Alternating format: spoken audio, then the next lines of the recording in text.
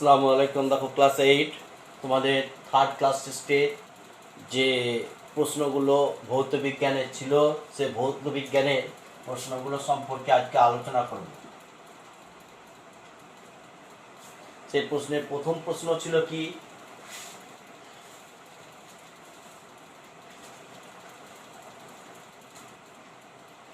প্রথম প্রশ্ন ছিল একটি অধাতব তড়িৎ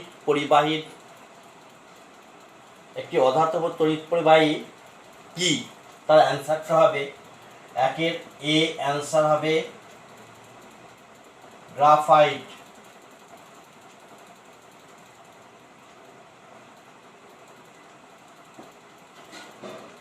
বি এর অ্যান্সার হবে, বি এর প্রশ্ন ছিল অ্যামোনিয়া প্রস্তুতিতে কোন গ্যাস ব্যবহৃত হয়? অপশান ছিল carbon dioxide, hydrogen gas, oxygen gas, nitrogen নয়, কার্বন মনোক্সাইড গ্যাস। তো আমাদের এখানে উত্তর হবে হাইড্রোজেন গ্যাস।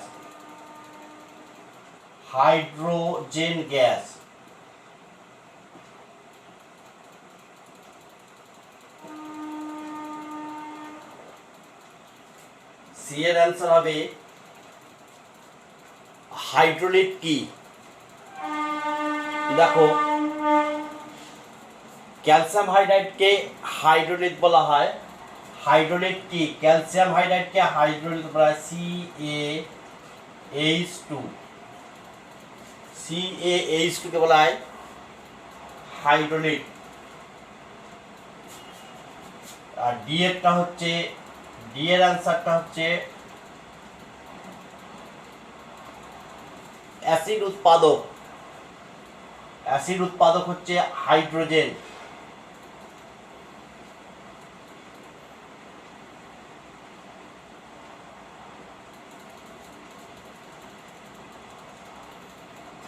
ইয়েরটা দেখো, ইয়ের প্রশ্নটা ছিল সোডিয়াম ক্লোরাইডের জলীয় দ্রবণে অ্যানোডে কি উৎপন্ন হয়? উত্তর হবে অ্যানোডে সোডিয়াম Na উৎপন্ন হয়।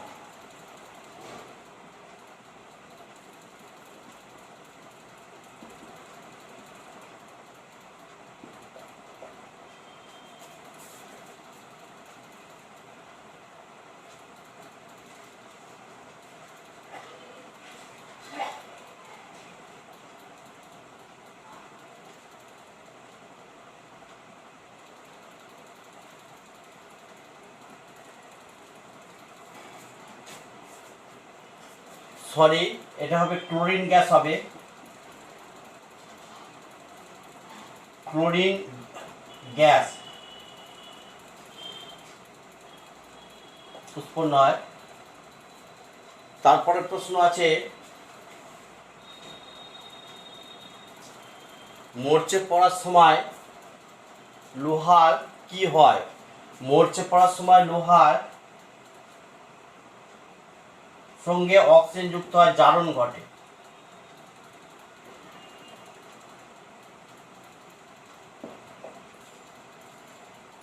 মরচে পড়ার সময় লোহার জারণ ঘটে।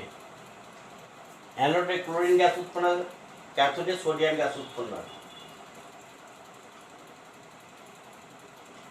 তারপর দুইয়ের দাগের এ অ্যান্সার হচ্ছে যে হাইড্রোজেন ছাড়া একটি বিজারক গ্যাসের নাম। হাইড্রোজেন ছাড়া একটি বিজারক গ্যাসের নাম হচ্ছে H2S, হাইড্রোজেন সালফাইড। হাইড্রোজেন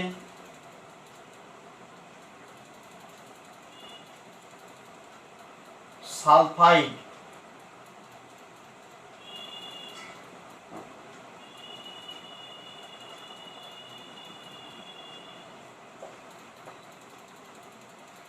তাহলে হাইড্রোজেন ছাড়া একটি বিজারক গ্যাসের নাম হচ্ছে হাইড্রোজেন সালফাইড। তারপরের প্রশ্ন হচ্ছে তড়িৎদ্বার কি? তড়িৎদ্বার কি? তড়িৎ বিশ্লেষণ প্রক্রিয়ার সময় ভোল্টামিটারের দুটো ধাতব পাত ব্যবহার করা হয়। সেই দুটো ধাতব পাতকে বলা হয় তড়িৎদ্বার। আবার বলছি, তড়িৎদ্বার কাকে বলে? তড়িৎ বিশ্লেষণ প্রক্রিয়ায় ভোল্টামিটারে দুটো ধাতব বা অধাতব পাত ব্যবহার করা হয়, সেই পাত দুটোকে বলা হয় তড়িৎদ্বার। একটা হচ্ছে পজিটিভ তড়িৎদ্বার, একটা নেগেটিভ তড়িৎদ্বার। তাহলে তড়িৎদ্বার প্রশ্নটা হলো তড়িৎদ্বার।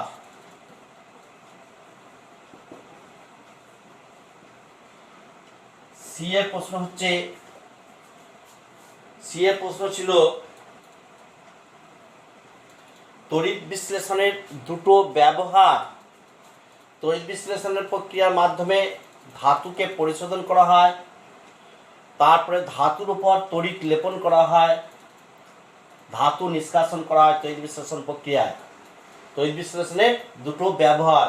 তড়িৎ বিশ্লেষণে আবার বলছি দুটো ব্যবহার হচ্ছে, ধাতু পরিশোধন করা হয়, ধাতু নিষ্কাশন করা হয়, আর ধাতুর উপর অধিক সক্রিয় ধাতুর উপর অপেক্ষাকৃত কম সক্রিয় ধাতুর তড়িৎ প্রলেপ দেওয়া হয় বা তড়িৎ লেপন করা হয়। এটা হচ্ছে তড়িৎ বিশ্লেষণের ব্যবহারিক প্রয়োগ। তারপরে প্রশ্ন হচ্ছে যে কার্বনিক অ্যাসিডের সংকেত কি? কার্বনিক অ্যাসিডের সংকেত কার্বনিক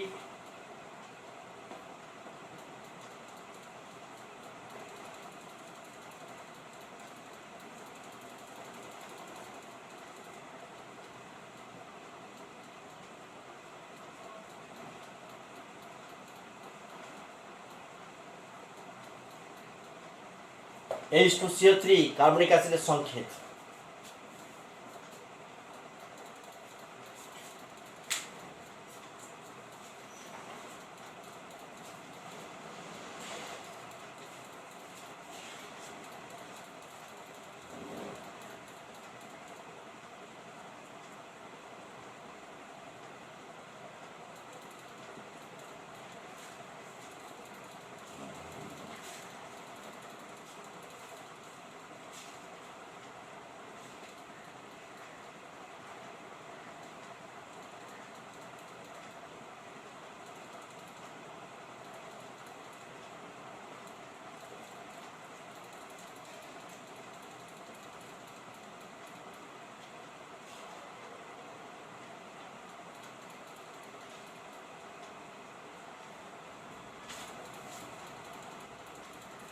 তারপরে প্রশ্ন হচ্ছে অক্সিজেন প্রস্তুতিতে ম্যাঙ্গানিজ ডাইঅক্সাইড না নিলে কি অসুবিধা হবে? অক্সিজেন প্রস্তুতিতে ম্যাঙ্গানিজ না নিলে অসুবিধা কি? যে অক্সিজেন গ্যাস প্রস্তুত করতে 600 থেকে 640 ডিগ্রি সেন্টিগ্রেড তাপমাত্রায় পটাশিয়াম ক্লোরাইডকে উত্তপ্ত করতে হবে এবং বিক্রিয়াটা খুব ধীরে ধীরে ঘটবে। কিন্তু ম্যাঙ্গানিজ ডাইঅক্সাইড নিলে 200 থেকে 240 ডিগ্রি সেন্টিগ্রেড তাপমাত্রায় মিশ্রণটিকে উত্তপ্ত করলে দ্রুত অক্সিজেন গ্যাস উৎপন্ন হয়। এই জন্য পরীক্ষাগারে অক্সিজেন গ্যাস প্রস্তুতিতে ম্যাঙ্গানিজ ডাইঅক্সাইডকে অনুঘটক হিসেবে ব্যবহার করা হয়। তারপরে একটা প্রশ্ন ছিল তরল হাইড্রোজেনের একটি ব্যবহার। তরল হাইড্রোজেনকে হাইড্রোজেন গ্যাসকে তরলে পরিণত করে সেই তরল হাইড্রোজেনকে রকেটের জ্বালানি হিসেবে ব্যবহার করা হয়। রকেটের জ্বালানি হিসেবে ব্যবহার করা হয়। এবার আমরা আসবো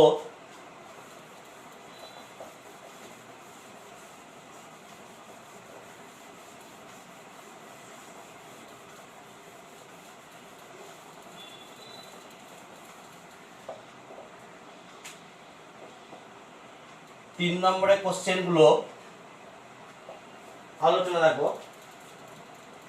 3 নম্বরের প্রথম কোশ্চেন ছিল অধিশোষণ কাকে বলে? অধিশোষণ কাকে বলে?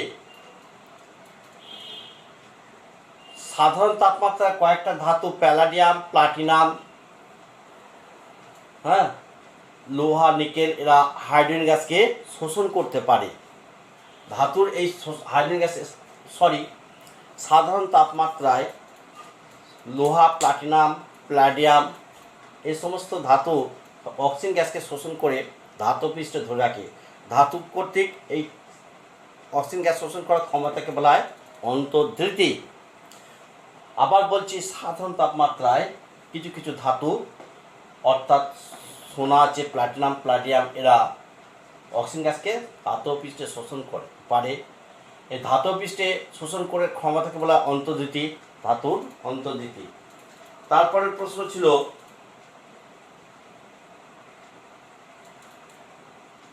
অধিশোষণ কাকে বলে, অধিশোষণ কাকে বলে। প্রথম প্রশ্ন হচ্ছে অধিশোষণ কাকে বলে। অধিশোষণ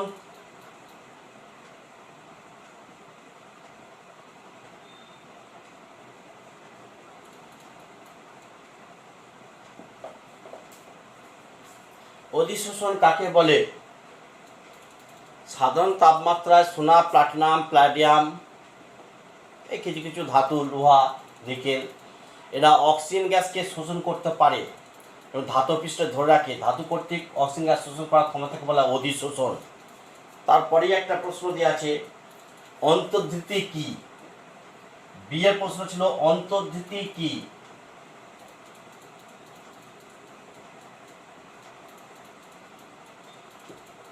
অন্তর্ধিতি কি? সাধারণ তাপমাত্রায় কিছু কিছু পদার্থ, ধাতু, সোনা, প্লাটিনাম, প্যালাডিয়াম, লোহা, নিকেল, কোবাল, এরা অক্সিজেন গ্যাস শোষণ করতে পারে, হাইড্রোজেন গ্যাস শোষণ করতে পারে। এই হাইড্রোজেন গ্যাসকে শোষণ করে করার ক্ষমতাকে বলে অন্তর্ধিতি। এবার একটা প্রশ্ন ছিল সিএরটা, H2 গ্যাস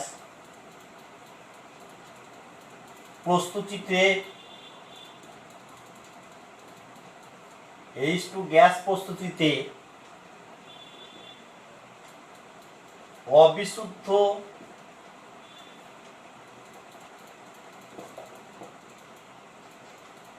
জিঙ্ক ছিবড়া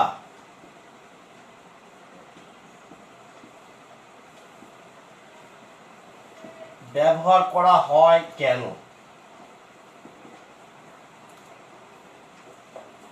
দেখো, হাইড্রোজেন গ্যাস প্রস্তুতিতে আমরা বিশুদ্ধ জায়গায় অবিশুদ্ধ জিঙ্কের ছিবড়া নিই। বিশুদ্ধ জিঙ্কের ছিবড়া নিলে কি হবে, আর অবিশুদ্ধ জিঙ্কের ছিবড়া কি নিলে কি হবে? বিশুদ্ধ জিঙ্কের ছিবড়া নিলে যে সালফিউরিক অ্যাসিডের সঙ্গে জিঙ্কের ছিবড়া বিক্রিয়া করতে জিঙ্ক সালফেট উৎপন্ন হবে, সেই জিঙ্ক সালফেট এর একটা পাতলা আস্তরণ পড়ে যায়, ফলে জিঙ্কের সঙ্গে অ্যাসিডের সংস্পর্শ বিঘ্ন ঘটে, ফলে হাইড্রোজেন গ্যাস উৎপন্ন বন্ধ হয়ে যায়। কিন্তু অবিশুদ্ধ জিঙ্কের ছিবড়ার সঙ্গে যে জিঙ্ক সালফেট উৎপন্ন হয় সেটার সঙ্গে অ্যাসিডের সংস্পর্শ বন্ধ হয় না বা আস্তরণ পড়ে না, ফলে বিক্রিয়া চলতে থাকে এবং হাইড্রোজেন গ্যাসও উৎপন্ন হতে থাকে। এই জন্য অবিশুদ্ধ জিঙ্কের ছিবড়া নেওয়া হয়, বিশুদ্ধ জিঙ্কের ছিবড়া নেওয়া হয় না। আবার বলছি যে হাইড্রোজেন গ্যাস প্রস্তুতে অবিশুদ্ধ জিঙ্কের ছিবড়া নেওয়া হয়, বিশুদ্ধ জিঙ্কের ছিবড়া নেওয়া হয় না কেন? বিশুদ্ধ জিঙ্কের ছিবড়া নিলে যে জিঙ্ক সালফেট উৎপন্ন হবে, সেই জিঙ্ক সালফেট একটা পাতলা আস্তরণ, আস্তরণ তৈরি হয়। সেই আস্তরণ অ্যাসিডের সঙ্গে জিঙ্কের সংস্পর্শ আসতে বাধা প্রদান করে, ফলে হাইড্রোজেন গ্যাস উৎপন্ন বন্ধ হয়ে যায়। সেই জন্য অবিশুদ্ধ জিঙ্কের ক্ষেত্রে এই অসুবিধা থাকে না, ফলে অবিশুদ্ধ জিঙ্কের ছিবড়া ব্যবহার করে পরীক্ষাগারে হাইড্রোজেন গ্যাস প্রস্তুত করা হয়। এবার প্রশ্ন আছে ইলেকট্রন গ্রহণ ও বর্জনের মাধ্যমে ইলেকট্রন গ্রহণ ও বর্জনের মাধ্যমে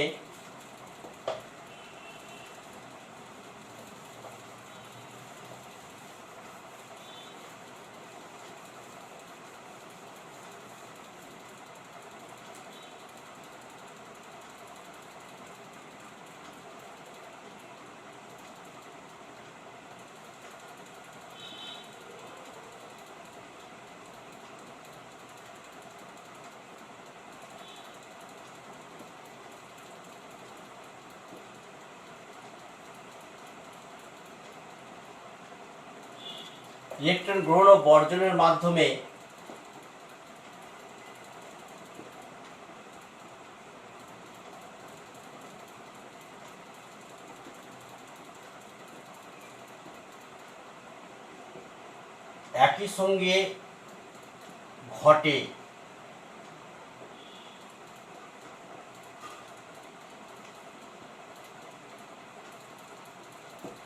দেখাও। দেখো বিক্রিয়া, দেখো FeCl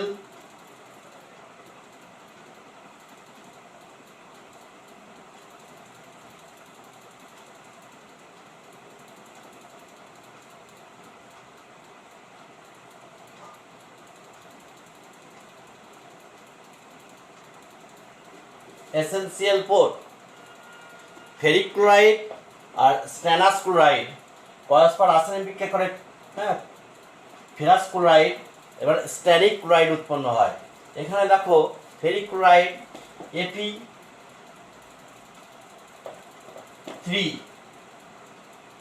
প্লাস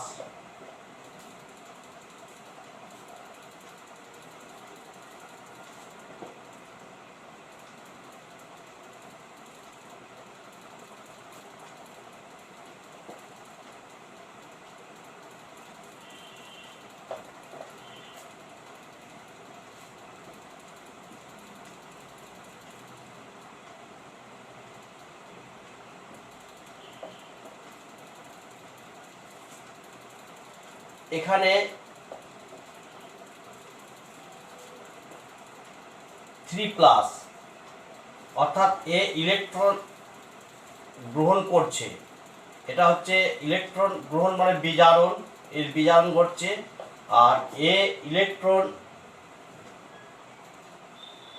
বর্জন করছে, ফলে এর জারণ ঘটছে, এর জারণ ঘটছে, অর্থাৎ Fe3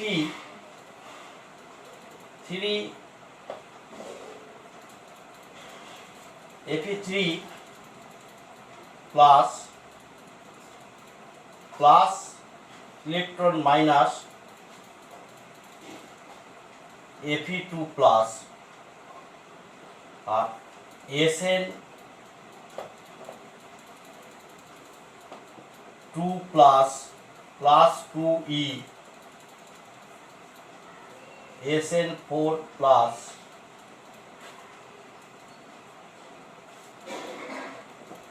2E মাইনাস, অর্থাৎ এখানে স্ট্যানাস দুটো ক্লোরাইড দুটো ইলেকট্রন গ্রহণ করে Sn4 দুটো ইলেকট্রন গ্রহণ করার ফলে দুটো Sn4 ত্যাগ করার ফলে Sn4 প্লাস হচ্ছে, আর সেই বর্জিত দুটো ইলেকট্রন গ্রহণ করে Fe2 প্লাস একটা গ্রহণ করছে, ফলে স্ট্যানাস ক্লোরাইডের জারণ ঘটছে আর আয়রনের বিজারণ ঘটছে।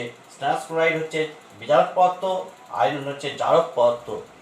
এই বিক্রিয়া থেকে বলা যায় জারণ বিজারণ একই সঙ্গে ঘটে, জারণ বিজারণ একই সঙ্গে ঘটে।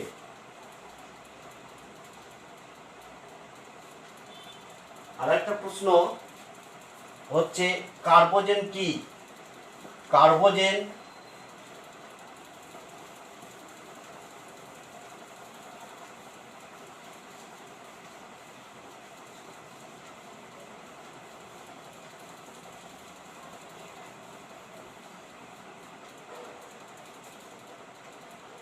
আর একটা প্রশ্ন ছিল কার্বোজেন কি?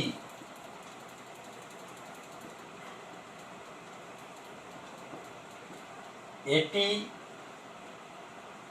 কি কাজে ব্যবহার করা হয়? এই প্রশ্ন ছিল। কার্বোজেন কি? 5% কার্বন ডাইঅক্সাইড মিশ্রিত অক্সিজেনকে বলা হয় কার্বোজেন। আবার বলছি 5% কার্বন ডাইঅক্সাইড মিশ্রিত অক্সিজেনকে বলা হয় কার্বোজেন। এই কার্বোজেন হচ্ছে মুমূর্ষু রোগীদের বা নিউমোনিয়া আক্রান্ত রোগীদের ক্ষেত্রে কার্বোজেন ব্যবহার করা হয়। কার্বোজেনের একটা ব্যবহার হচ্ছে নিউমোনিয়া রোগীদের ক্ষেত্রে কার্বোজেনকে ব্যবহার হয়। কার্বোজেন কি? 5% কার্বন ডাইঅক্সাইড মিশ্রিত অক্সিজেন গ্যাসকে বলা হয় কার্বোজেন। মুমূর্ষু রোগী বা নিউমোনিয়া রোগীর ক্ষেত্রে এই কার্বোজেন ব্যবহার করা হয়। এই ছিল আমাদের ক্লাস টেস্টের প্রশ্ন। ক্লাস টেস্টের প্রশ্ন সম্পর্কে আলোচনা হয়ে গেল। এবার আমরা একটা আসবো নতুন চ্যাপ্টার। আমরা একটা নতুন চ্যাপ্টার শুরু করব, বহুরূপতা।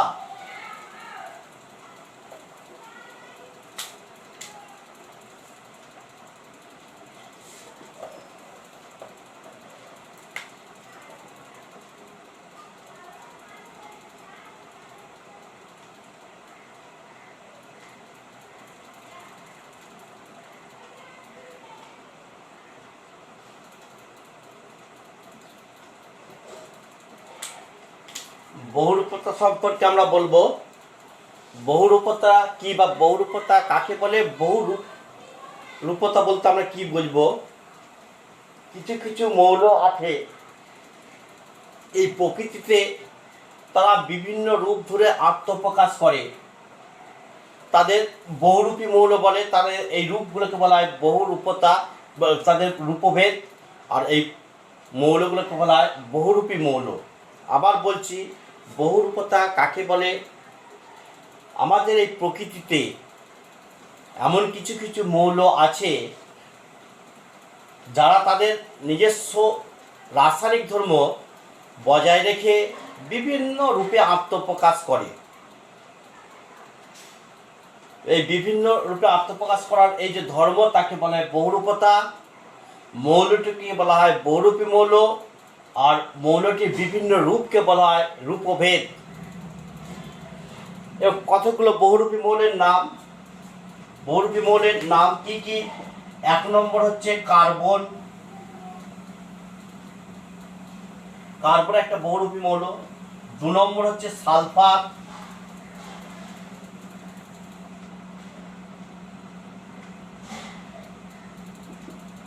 3 নম্বর হচ্ছে ফসফরাস।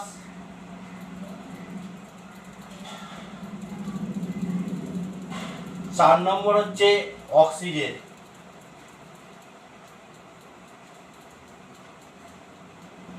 এগুলো হচ্ছে বহুরূপী মৌল।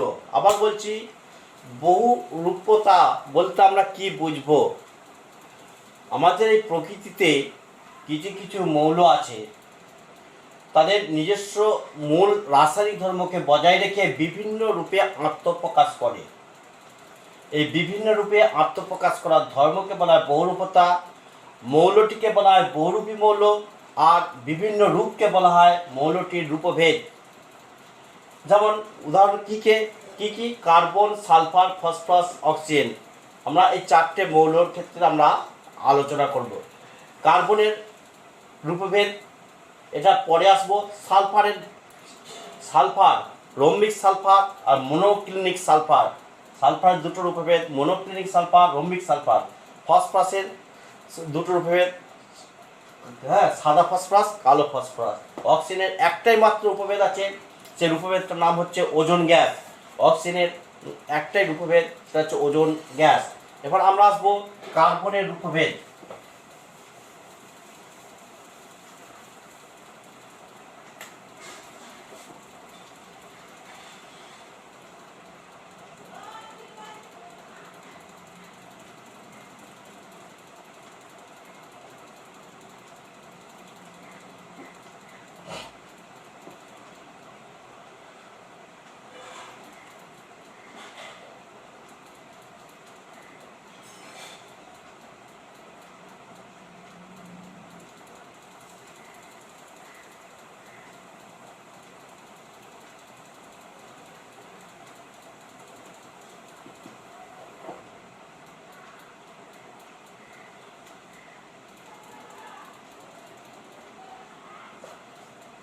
নিউটনকে 3টে ভাগ করা যায়: গ্রাফাইট,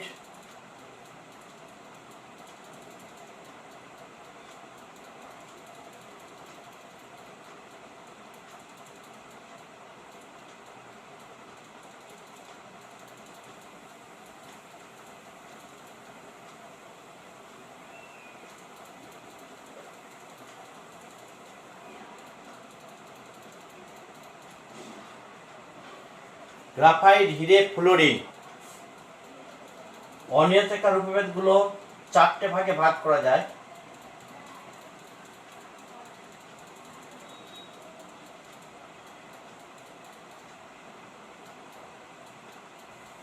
অঙ্গার,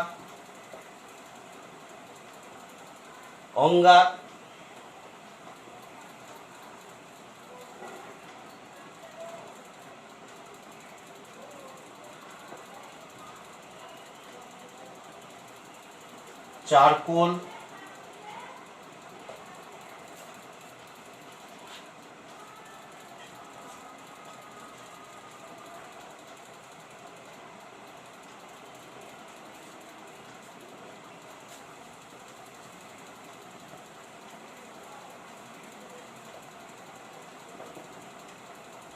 অঙ্গার, আকার অঙ্গার, কোক,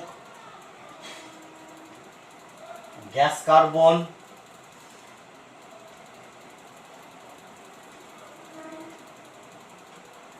ধূসকালি,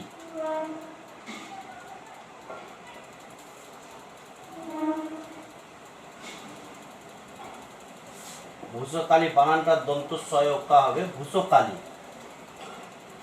অঙ্গারকে আবার দুটো ভাগে ভাগ করা যায়, প্রাণী অঙ্গার আর অস্থি অঙ্গার।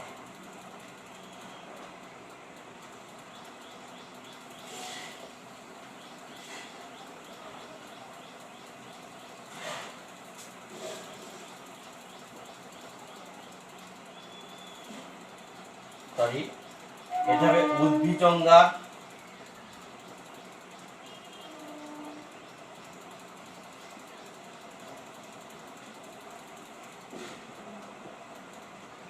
প্রাণীজ অঙ্গার,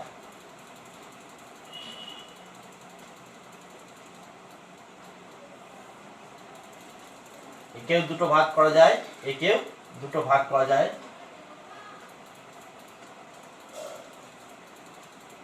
কাঠ কয়লা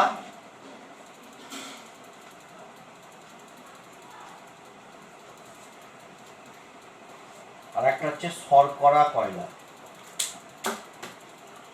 শর্করা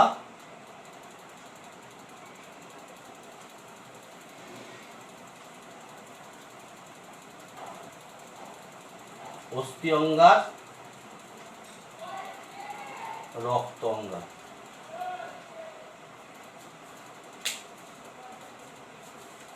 আবার বলছি, দেখো কার্বনের রূপভেদকে দুটো ভাগে ভাগ করে, নিয়তাকার ও অনিয়তাকার।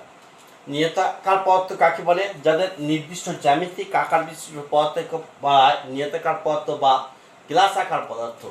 অনিয়তাকার যাদের নির্দিষ্ট কোনো আকার আকৃতি নেই তাদের বলে অনিয়তাকার পদার্থ। এখানে নিয়তাকার, কার্বনের নিয়তাকার রূপভেদগুলোর নাম কি? 1 নম্বর আমরা বলতে পারি গ্রাফাইট, হিরে, ফ্লোরিন, বা কোনো কোনো বই আছে হিরে, ফ্লোরিন, গ্রাফাইট, যেটা লিখতে পারবে। 3টে রূপভেদ, গ্রাফাইট, হিরে, ফ্লোরিন। অনিয়তাকার রূপভেদের মধ্যে হচ্ছে আমরা 4টে ভাগে ভাগ করেছি, অঙ্গার, কোক, গ্যাস কার্বন, ভূসকালি। অঙ্গারকে আবার দুটো ভাগে ভাগ করা যায়, উদ্ভিজ অঙ্গার, প্রাণীজ অঙ্গার।